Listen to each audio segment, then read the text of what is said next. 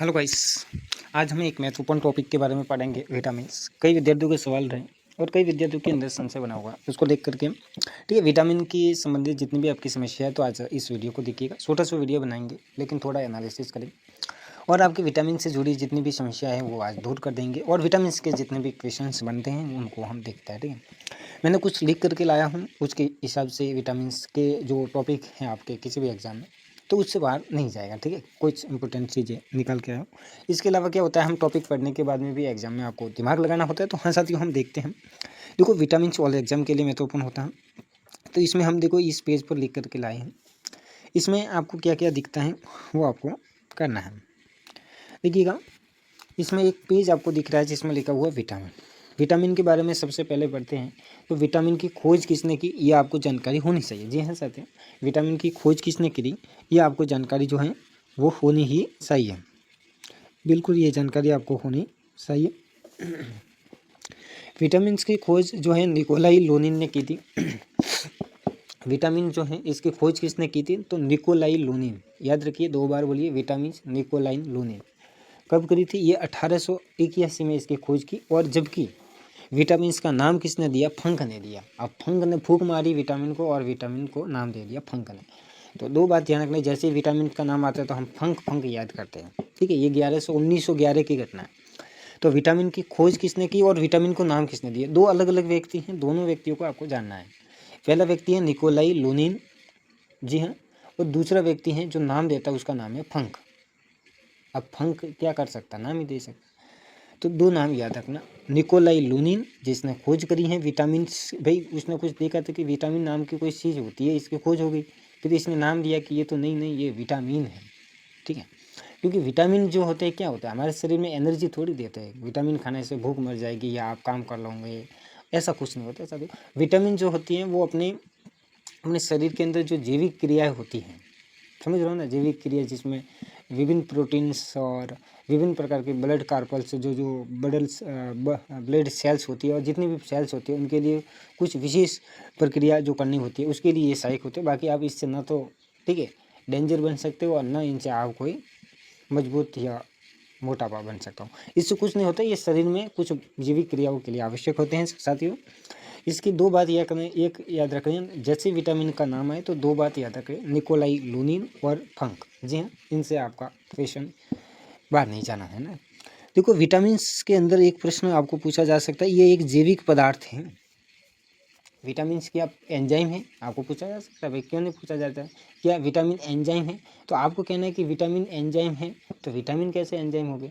लेकिन क्या vitamin protein है, तो आप बिल्कुल कह सकते हैं कि विटामिन प्रोटीन्स होती है। जी हाँ, विटामिन्स को प्रोटीन्स कह सकते हैं क्योंकि प्रोटीन्स बनाने में विटामिन्स उपयोगी होते हैं। तो विटामिन्स आपके शरीर के अंदर देखो, विभिन्न प्रकार के काम करने के लिए शरीर के अंदर कई प्रकार के प्रोटीन्स की आवश्यकता होती है, जो शरीर अपना आप बनाता है, अपने हिसाब से डेवलप करता है और उसको जैव पदार्थ कहते हैं। जैसे विटामिन एक जैव पदार्थ है और ये अपने प्रोटीन निर्माण में भी सहायक है और शरीर की जैविक क्रियाओं के लिए, उसके नियंत्रण के लिए विभिन्न प्रकार से ये अपने आप में उपयोगी है। जैसे ये ब्लड बनाने में भी कई विटामिन उपयोगी होते हैं, इसीलिए बी कार्पल्स के जितने भी विटामिन होते हैं वो ब्लड से संबंध रखते हैं और यही हम देखेंगे आगे।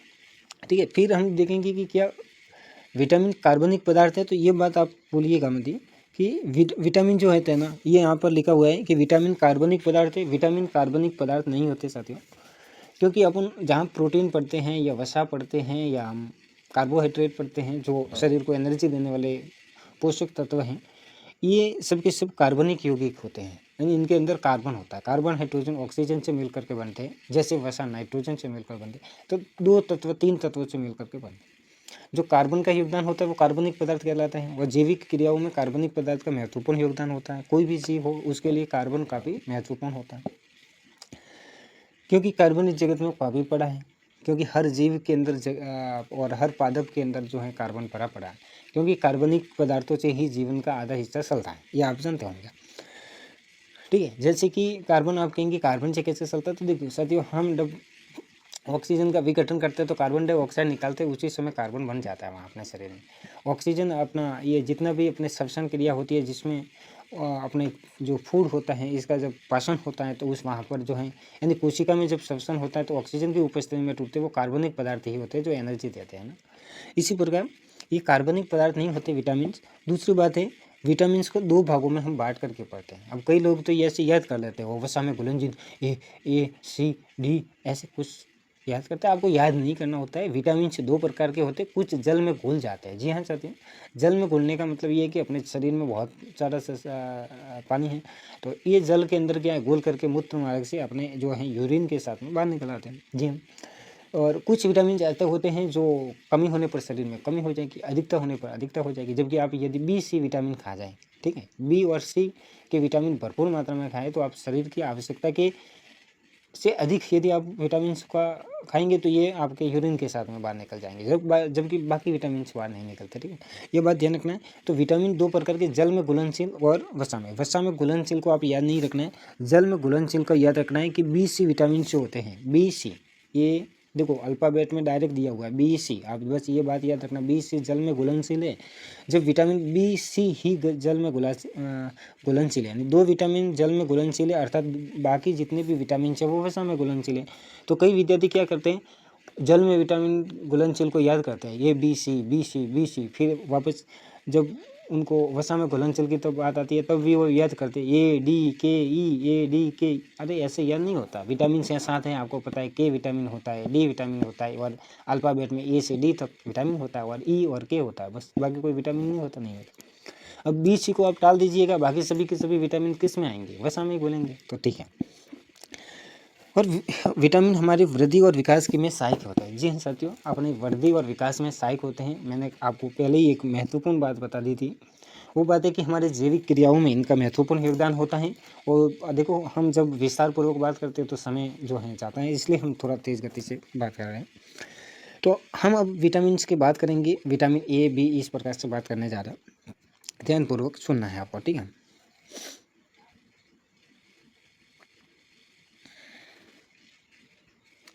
देखो इसमें विटामिन A के बारे में आपको देखना है।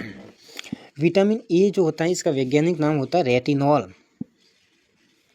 ध्यान रखिएगा, विटामिन A का वैज्ञानिक नाम पूछेगा, 100% पूछेगा, यानी किसी भी विटामिन का वैज्ञानिक नाम पूछ सकता है। यह बहुत सारे विटामिन दे करके उसके वैज्ञानिक नामों का सुमेलन करवाया जा सकता है, मिलान करवाया जा सकता है, न जाने क्या करवाया जा सकता है। तो आपको ध्यान रखना, विटामिन A को रेटिनॉल कहते हैं। अब आपको पता है कि विटामिन A का नाम आते ही आपके मस्तिष्क में आँख का चित्र आना चाहिए। जी हाँ साथियों, मैं सही बोल रहा हूँ, समझिएगा कि विटामिन A का नाम आते ही आपके अंदर आँख का चित्र आना चाहिए, क्योंकि आँख के अंदर जितना भी विटामिन A होता है और विटामिन A का जो संबंधित होता है वो आँख से संबंधित होता है।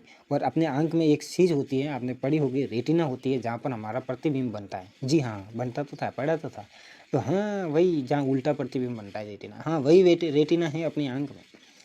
जब आँख में रेटिना है और विटामिन A का संबंध आँख से आपको जोड़ना है। जब भी कोई बात करें विटामिन A तो आपको मतलब समझ लेना है कि आँख से संबंधित है। विटामिन A खाऊंगे तो आँख ठीक होगी, विटामिन A नहीं खाऊंगी तो आँख से संबंधित आपको बीमारियाँ हो जाएगी। बस एक बात याद रखना, आपका कैसा भी क्वेश्चन घुमा फिरा कर दे कि कॉर्नियो का शुष्क होना ने मोतियाबिंद का हटक जाना ना, कोई हजारों प्रकार से प्रश्न कर दे, फिर भी आपको आँख से संबंधित जानकारी है तो आप कहेंगे कि आँख से संबंधित जितनी भी बीमारियाँ होती हैं विटामिन के अनुसार तो वो विटामिन A ही होता है। और आँख में होती है रेटिना, इसलिए इसका वैज्ञानिक नाम रेटिनॉल याद कर सकते हैं। रेटिना से रेटिनॉल याद कर सकते हैं। इससे रदोती रोग होता है, ठीक है, नाइट ब्लाइंडनेस होती है जिसमें आपको रात को नहीं दिखता, अंधेरा आ जाता है आंखों के साथ। तो रदोती रोग विटामिन A से हो गए। ये देखो आँख से संबंधित जीरोफ्लेथेमिया, जीरोफ्थेल्मिया का मतलब ये होता है कि आँख सूख जाती है। अरे आँख सूख जाती है, हाँ, आँख के अंदर सूखापन होता है, लेंस का जो है सूखापन होना, कॉर्नियो सूख जाता है, ठीक है, ये भी आँख से संबंधित है। इसमें फ्राइनोडर्मो और केराटोमलेशिया जैसे में आपके ये कॉर्नियो नर्म हो जाता है, ठीक है। तो ये सभी की सभी समस्या जो हैं आँख से संबंधित जितनी भी समस्या हैं विटामिन A से हमें आँख से की शुद्धता के लिए ज़रूरी है। और आँख से संबंधित जितनी भी बीमारियाँ होती है वो विटामिन A से होती है। आपको ये बात जाहिर रखना, मैं इसलिए आपको पढ़ा रहा हूँ कि आप एक बार दिन कर ले फिर कभी ना भूलें, ठीक है। विटामिन A का नाम आते आँख को याद कर देना है। और दूसरी बात रदोती रोग होता है, रदोती मतलब रात को नहीं दिखता है, जीरोथैलेमिया यानी कॉर्नियो का शुष्क होना, और यहाँ पर भी ये आँख से संबंधित हैं। फ्राइनोडर्मा और केराटोमलेशिया और आंख और दृष्टि संबंधी जितनी भी समस्या होती है वो विटामिन ए से जुड़ी हुई होती हैं और रोडोप्सिन संश्लेषण में सहायक है। ध्यान साथियों, विटामिन ए हमारे शरीर के अंदर एंटीबैक्टीरियल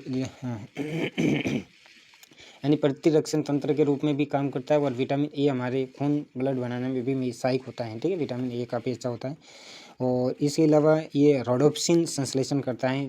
ठीक है, और ये सबसे अधिक विटामिन ए जो है गाजर में पाया जाता है। उसके अलावा आप ठीक है आंवले खा सकते हो, दूध दही, दूध में तो होता ही अधिक से अधिक मात्रा में। ठीक है, मछली तेल में हो गया। इसके अलावा आपको डायरेक्ट गाजर याद करनी है पहली बात। दूसरी बात, विटामिन देखो ऑलमोस्ट हर चीज़ होती है, सब में विटामिन कुछ ना कुछ मात्रा में पाए जाते हैं। विटामिन ए की बात करिए तो हरी सब्जियों में भी पाया जाता है। ठीक है, फिर साथियों हम बी को नहीं पढ़ेंगे। बी का पूरा कैप्सूल जो है वो आपका बहुत बड़ा होता है। यदि आपको वीडियो अच्छा लगे तो बी का कैप्सूल आपको दिया जाएगा, तो आपको ठीक है दे दिया जाएगा। विटामिन सी की बात करी जाए, विटामिन सी की बात करें गाइज तो देखो विटामिन सी को हम एसकार्बिक अम्ल कहते हैं। जैसे विटामिन का नाम आते ही एसिड याद रख लेना, अम्ल। अम्ल का मतलब होता है विटामिन सी और विटामिन सी का मतलब अम्ल यानी एसिड। ये एसिड वाला विटामिन है। जी हाँ, विटामिन सी को एसकार्बनिक और विटामिन ए का सीधा सा संबंध होता है अपना एसिड से। एसिड मतलब जितनी भी खट्टी चीज़ होती हैं, जी हाँ, नींबू है, आंवला है, संतरा है और आपके पास में जितने भी खट्टी ठीक है फल्स होते हैं उन सभी में विटामिन सी पाया जाता है। और विटामिन सी की कमी से आपको स्कर्वी नाम का रोग होता है। त्वचा से संबंधित जो रोग होता है इसको स्कर्वी रोग कहते हैं। ये बात ध्यान रखना। सबसे अधिक विटामिन आंवला में पाया जाता है। जिसके अलावा जितने भी खट्टे फल होते हैं उनमें विटामिन सी पाया जाता है। और आपने ये बात ध्यान रखनी है कि विटामिन सी रोग प्रतिरोधक क्षमता में महत्वपूर्ण भूमिका निभाता है। यानी आपको पूछा जाए कि रोग प्रतिरोधक क्षमता या प्रतिरक्षी क्षमता में कौन सा विटामिन सहायक है, तो अपना विटामिन सी अपनी रक्षा करने वाला विटामिन से, क्योंकि एसिड है। आपको पता है कि एसिड के सामने कोई नहीं बच सकता और एसिड वाला विटामिन है। और आपको जितने भी ये भी पता होगा कि जितने भी खट्टे फल होते हैं वो उसके अंदर सभी एसिड पाया जाता है। ठीक है, तो इससे आप बात याद रख सकते हो। एसिड का मतलब विटामिन क्या होगा, अम्ल वाला विटामिन होता है।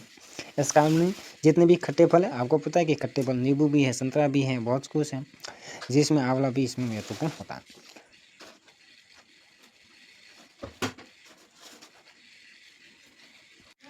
तो इसके अलावा जो विटामिन सी होता है इसको धोने से नष्ट होता है। ठीक है, विटामिन सी जो होता है उसको धोने से नष्ट होता है। इसके अलावा नेक्स्ट क्वेश्चन नेक्स्ट जो अपन विटामिन से पढ़ेंगे वो अपना विटामिन होता है डी, विटामिन डी। ये कैल्सीफेरॉल है। विटामिन डी का संबंध कैल्शियम होता है। देखो विटामिन डी का संबंध कैल्शियम से होता है। जी हाँ, विटामिन डी हमारे शरीर में हड्डियों को मजबूत करता है, दांतों को मजबूत, न जाने कोई भी करता हो, हमें क्या मतलब। हमें तो इतना मतलब है कि हड्डियों के लिए काफ़ी अच्छा माना जाता है। इसका मतलब हड्डियों में क्या होता है, कैल्शियम फास्फोरस होता है और इसका नाम कैल्सीफेरॉल होगा। तो कैल्शियम से जुड़ा हुआ विटामिन डी है तो कैल्सीफेरॉल याद रखना है। इससे रोग क्या होगा, यदि आपके पास में विटामिन नहीं है, डी नहीं है, तो इससे आपको रिकेट्स और ऑस्टोमेलेशिया रोग होगा। रिकेट्स क्या होता है जी, रिकेट्स होता है, रिकेट्स रोग होता है, ये छोटे बालक होते हैं उनकी हड्डियाँ सूख जाती है और दुबला पतला हो जाता है। और इसी प्रकार वयस्क व्यक्ति होता है ना, उसके अंदर ऑस्टोमेलेशिया होता है, जो क्या होता है उसकी हड्डियाँ कमज़ोर हो जाती है। कोई पास से जोर स्पीड से भाग जाए ना, मतलब जोर से कोई ट्रक गाड़ी गुजर जाए तो उसकी हड्डियाँ टूट सकती है। हाँ, इतना खतरनाक होता है ये ऑस्टोमेलेशिया, हवा से भी हड्डियाँ टूट जाती है भाई। हाँ, ऐसा होता है। तो कैल्शियम से जुड़ी हुई विटामिन्स होता है और इससे अपने अंदर रिकेट्स फॉर्मेशिया होता है, हड्डियाँ कमज़ोर पड़ती है और हड्डियों वाला विटामिन कह सकते हैं आप इसे। और विटामिन डी कहाँ लेने जाए, तो कुछ खाइए, दूध खाइएगा आप, कुछ सब्जियाँ खाइएगा, कुछ ताज़ी सब्जियाँ खाइएगा। इसके अलावा सबसे बढ़िया है कि आप कुछ नहीं मिले तो आप धूप खाइए। हाँ, धूप भी खाई जाती है, सुबह सुबह धूप खाइए। सूर्य उदय की जो धूप होती है इसमें विटामिन काफ़ी मात्रा में मिलता है। तो आप खानों को नहीं मिले तो धूप खाइए, लेकिन आपको विटामिन बनाना है। ठीक है, फिर अपना विटामिन आता है ई, और विटामिन ई को टैकोफेरॉल कहते हैं। और विटामिन ई का नाम आती है आपको, देखो इसका स्ट्रक्चर देख रहा है जनन प्रजनन जैसा। जी हाँ, जनन क्षमता और प्रजनन से जुड़ा हुआ विटामिन ई होता है। विटामिन ई काफ़ी इंपॉर्टेंट है, इससे अपने अंदर जो होता है साथियों प्रजनन जो क्षमता है वो बढ़ती हैं। आपने जितने भी जननांग है या अपने जनन अंग है, जनन से संबंधित जो मांसपेशी अंग हैं वो इससे क्या है, मजबूत होते हैं। और हम कह सकते हैं कि इस विटामिन से अपनी जनन शक्तियाँ कमज़ोर पड़ती है। यदि विटामिन डी की कमी होगी तो इससे हमें जो रोग होगा वो रोग होगा बांझपन और नपुंसकता रोग होता है। महिलाओं में बांझपन हो सकता है और पुरुषों में नपुंसकता हो सकता है। जी हाँ, और ये ऑक्सीजन रेडिकल्स भी करता है, ब्लड भी बनाता है, ठीक है। ये ध्यान रखना, विटामिन ई ब्लड में भी उपयोगी है और सौंदर्य विटामिन भी आप इसको कह सकते हैं। जी हाँ साथियों, काफ़ी इंपॉर्टेंट है कि विटामिन ई जो होता है वो सौंदर्य विटामिन के अंदर भी कंसिडर किया जाता है। यदि आप विटामिन भरपूर खाएंगे तो आपकी सौंदर्यता बढ़ेगी। जी हाँ, सौंदर्यता बढ़ेगी और इससे आपकी जनन क्षमताएँ बढ़ेगी और इससे आपके अंदर जो जनन जो क्षमता होती है वो काफ़ी डेवलप होती हैं और ये विटामिन्स आपके लिए इस प्रकार से उपयोगी होगा। तो विटामिन ए को जनन क्षमता से जोड़ना है आपको। इसके अलावा नेक्स्ट एक विटामिन आता है, नेक्स्ट विटामिन सबसे एंड विटामिन आप देखेंगे तो यहाँ पर साथियों एक विटामिन है, वो है विटामिन के।